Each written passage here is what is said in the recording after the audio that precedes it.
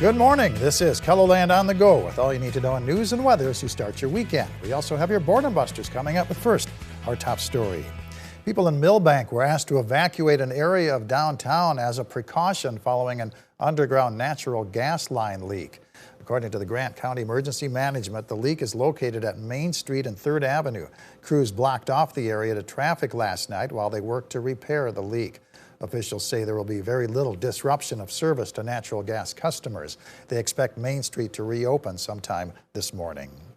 Sioux Falls police say a baby taken at gunpoint on his first birthday has been found safe. The SWAT team searched an apartment on South Summit Avenue Friday afternoon where the baby was found safe inside. Investigators say traffic cameras and cell phone data led them to the location.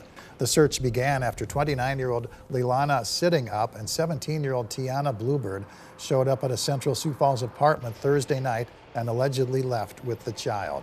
Officers arrested Tiana Bluebird for kidnapping. They also arrested the baby's mother, 22-year-old Helena Bluebird, for abuse or cruelty to a minor.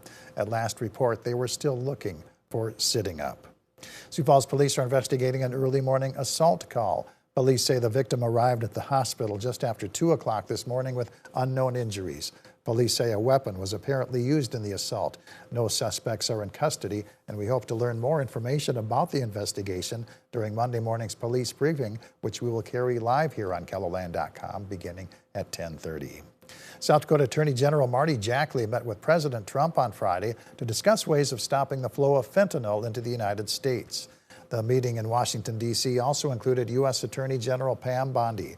Jackley joined 7 other attorneys general to talk about fentanyl's devastating impact on their states.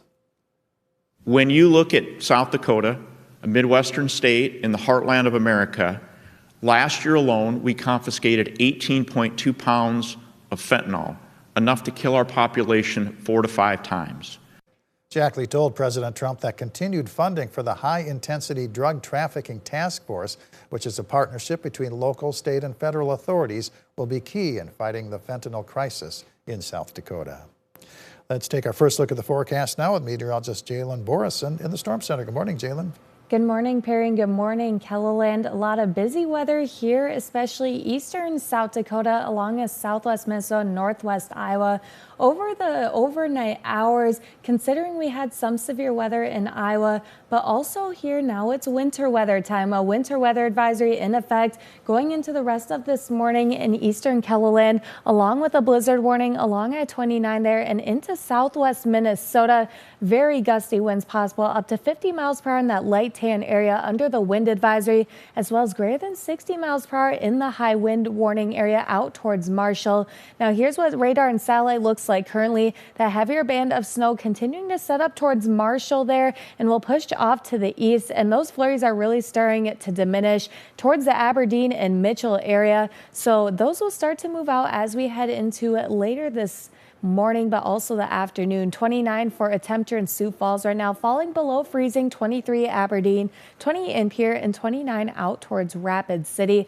Winds are staying very breezy here East River. 32 miles per hour in Sioux Falls, currently 31 in Marshall, along with Aberdeen at 31. A little calmer out to the west though, but they also had very windy conditions yesterday, and they'll start to clear out as we head into today. 46 in Rapid City with those breezy winds, 44 in Pierre, mostly clear skies. More sunshine to the west, but we're still seeing in that snow for this morning here in the Sioux Falls area. 37 as a high, 38 in Aberdeen, and 30s out in southwest Minnesota. Now that snow is going to track off to the northeast as we go into this morning. Like I said, we're already seeing that heavier band start to form right in southwest Minnesota. But by early this afternoon and into the later afternoon hours, that snow is going to start to push off, and along with the cloud cover, we'll see mostly clear skies as we head into the evening hours here in Sioux Falls. 20 degrees, 17 Aberdeen, 23 in Pierre with those winds dying down. And the winds turning to the south towards Rapid City at 26 degrees. Southerly winds will help bring in warmer air for us here in East River. I'll have more details when we take a look at your 7-day forecast coming up. All right, thank you very much, Jalen. Today's Sioux Falls St. Patrick's Day Parade is still a go despite the wet and windy start to our weekend. Organizers have been saying the annual downtown parade will still take place no matter the weather. The parade is scheduled to start at 2 p.m. at 13th and Phillips Avenue and proceed north down Phillips. If the weather might keep you from attending the parade in person, you can watch it live here on KELOLAND.com. Find your cure to cabin fever at the Sioux Empire Sportsman Show. It's taking place from 10 a.m. to 8 p.m. at the Sioux Falls Convention Center and Arena. Sunday's hours are 10 to 5. There are also fishing seminars throughout the day. Admission is $12 for adults, $4 for children, and free for ages 5 and under. Buy, sell, or trade guns at the Sioux Falls Gun Show taking place this weekend at the Best Western Ramkota Conference Center. The hours are 9 a.m. to 5 p.m. Sunday's hours are 9 to 4. Admission is $5 and free for ages 12 and under. The Spring Sioux Empire Arts and Crafts Show features handcrafted home decor, jewelry, furniture, toys, clothing, soaps, candles, and purses for sale in the Expo Center of the W.H. Line Fairgrounds. Vendors from 18 states will be selling their items from 9 to 5. Admission is $7 and free for ages 12 and under. And the Sioux Falls Stampede take on the Youngstown Phantoms in USHL hockey action at the Denny Sanford Premier Center. The puck drops at 6:05. Jalen?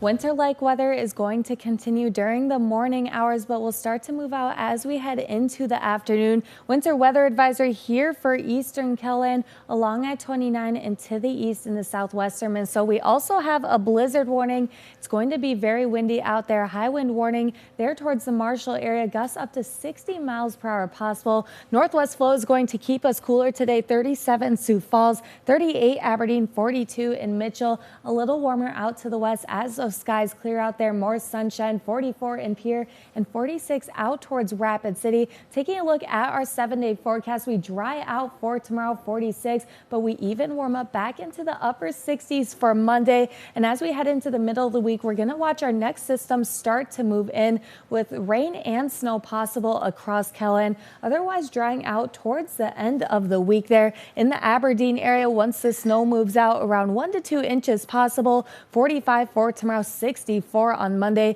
Cool down with that next system for Tuesday and Wednesday, but we'll start to dry out towards the end of the week with temperatures getting back into the 50s. For the Pierre area, a big warm up as well on the way. Skies will clear today and it'll continue to stay that way for the start of the week. 68 on Monday. Rain and snow chances along with breezier conditions for Tuesday, with that moving out by Wednesday morning and keeping us nice and dry until Friday when we watch our next chance for some rain showers in the Rapid City area. They're going to stay dry today, and that will continue into the start of the week with windier conditions, though. Big cool down for Tuesday with rain and snow chances, along with staying breezier for Wednesday, but drying out for Thursday and another chance for rain showers on Friday.